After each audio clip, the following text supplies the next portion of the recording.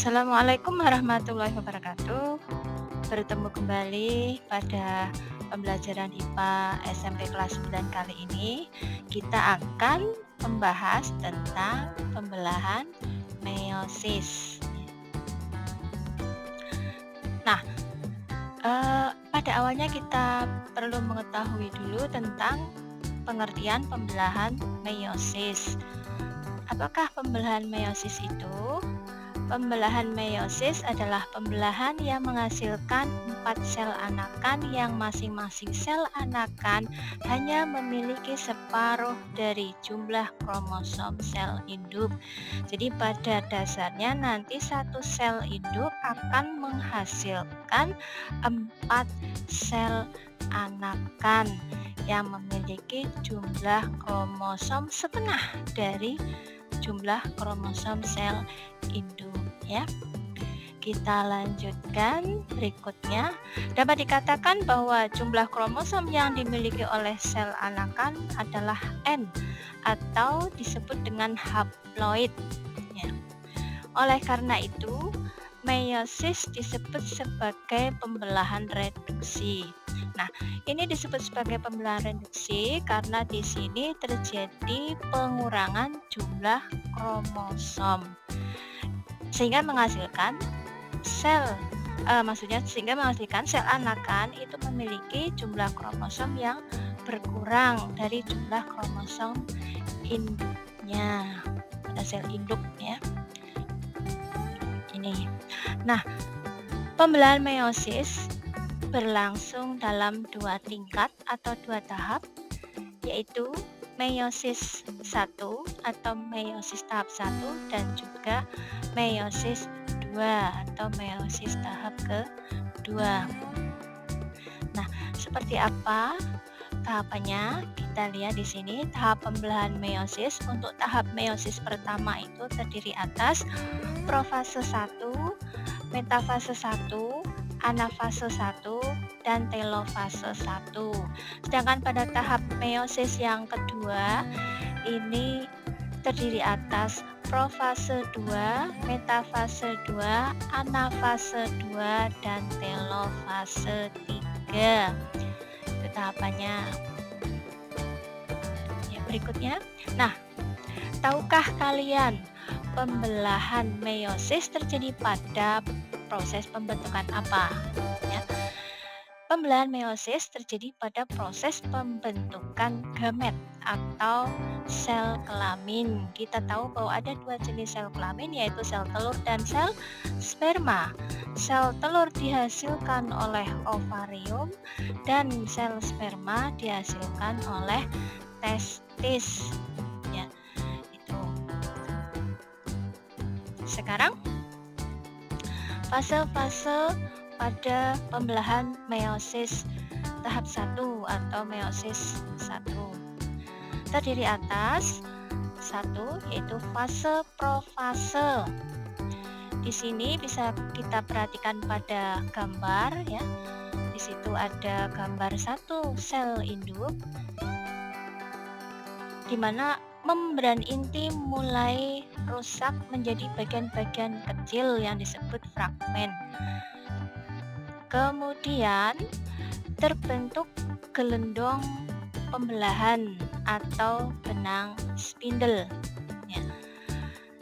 Berikutnya, benang-benang kromatin memadat dan memendek atau menebal menjadi kromosom. Jadi ada perubahan dari benang-benang kromatin menjadi kromosom.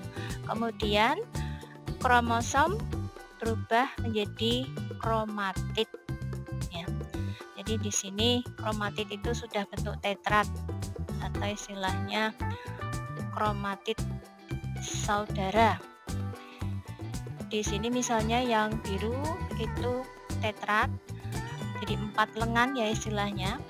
Kemudian ada ciri khasnya yaitu di sini terjadi pindah silang atau pertukaran dari molekul DNA yang sesuai di antara kromatid non-saudara. Jadi di sini yang non-saudara itu maksudnya adalah kromatid merah dengan kromatid biru. sehingga terjadi pertukaran DNA, molekul DNA. Kita tahu bahwa kromosom itu tersusun oleh rantai DNA. Nah, di sini sebagai gambaran mudahnya, nanti pada kromosom yang berwarna biru itu akan terjadi pertukaran dengan kromosom yang berwarna merah. Itu untuk mudahnya ya. Nah, berikutnya masih tahap ke-1 ya. Pada gambar di situ, kalau kita hitung, satu sel induk itu memiliki 6 buah kromosom yang kemudian sudah menggandakan diri menjadi 6 kromatid.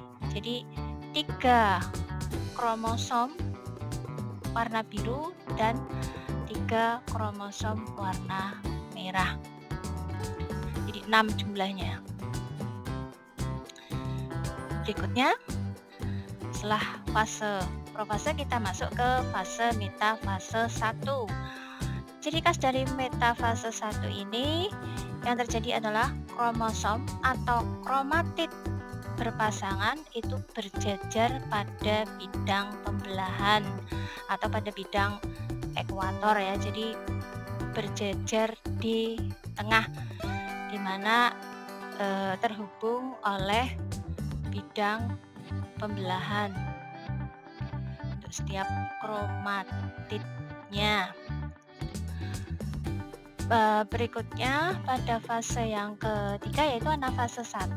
Di sini kromosom homolog bergerak ke kutub yang berlawanan. Jadi ini masih bentuk kromatid saudara.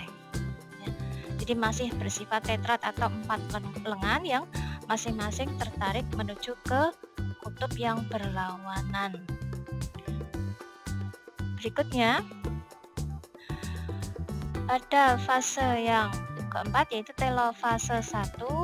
Di sini kromosom homolog memisah dan bergerak ke kutub yang berlawanan, kemudian dilanjutkan dengan membran inti mulai terbentuk kembali dan juga terjadi proses sitokinesis atau pembagian sitoplasma pada kedua sel anakan. Jadi di sini sel anakan itu sudah bersifat haploid.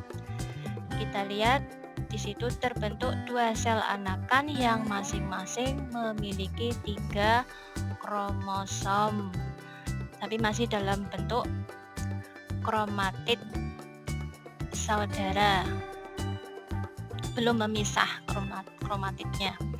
Ya, ini dilanjutkan nanti pada fase pembelahan meiosis kedua. Dari 2 sel anak yang terbentuk tadi dilanjutkan, tiap sel anak akan membelah, di mana pada tahap pertama adalah profase 2. Membran inti mulai rusak menjadi bagian-bagian kecil dan terbentuk gelendong pembelahan. Kemudian kromatid bergerak ke bidang pembelahan. Tuh. Kita lanjutkan lagi. Fase berikutnya adalah fase metafase 2. Di sini kromosom berjajar pada bidang pembelahan. Jadi istilahnya di sini masih bentuk kromatid saudara, tapi sudah mengalami proses perpindahan silang gen ya, genetik rekombinasi gen tadi, sehingga akan tampak ada kromatid merah yang mengandung sedikit warna biru dan juga sebaliknya untuk yang biru sedikit mengandung warna merah. Kemudian pada fase ketiga yaitu anafase 2. Di sini kromatid terpisah dan bergerak ke kutub-kutub yang berlawanan. Kalau kita perhatikan di situ kromatidnya terpisah. Jadi sudah tadinya 4 lengan, kemudian terpisah menjadi 2 lengan dan bergerak ke kutub masing-masing atau ke kutub berlawanan yang bisa kita lihat pada kedua sel anakan tersebut ya. Kemudian pada telofase 2 ini sudah terbentuk kromosom, maksudnya nukleus terbentuk, kromosom terurai membentuk kromatin dan terjadi pembentukan atau pembagian sitoplasma atau istilahnya terjadi sitokinesis, di mana nanti akan dilanjutkan dengan terbentuknya 4 sel anak yang bersifat haploid, yaitu masing-masing sel anak memiliki 3 kromosom. Jadi dari satu sel induk menghasilkan 4 sel anak. Sel induk tadi memiliki 6 kromosom, kemudian menghasilkan 4 sel anak, di mana tiap sel anakan itu memiliki kromosom berjumlah 3 buah. Itu pada proses meiosis kedua. Nah, pada fase pembelahan meiosis 1 ini bisa kita rangkum, kita lihat di sini gambarnya ya, mulai dari profase 1, metafase 1, anafase 1, dan telofase 1. Kemudian dilanjutkan pada fase pembelahan meiosis 2-nya, itu mulai dari profase 2, metafase 2, anafase 2, dan telofase 2. Dengan hasil akhir 4 sel anakan yang berasal dari satu sel induk. Nah, bagaimana? Ini adalah penjelasan yang mungkin bisa membantu untuk memahami tentang pembelahan meiosis. Mudah-mudahan bermanfaat ya. Nah, terima kasih. Sampai jumpa. Wassalamualaikum warahmatullahi wabarakatuh.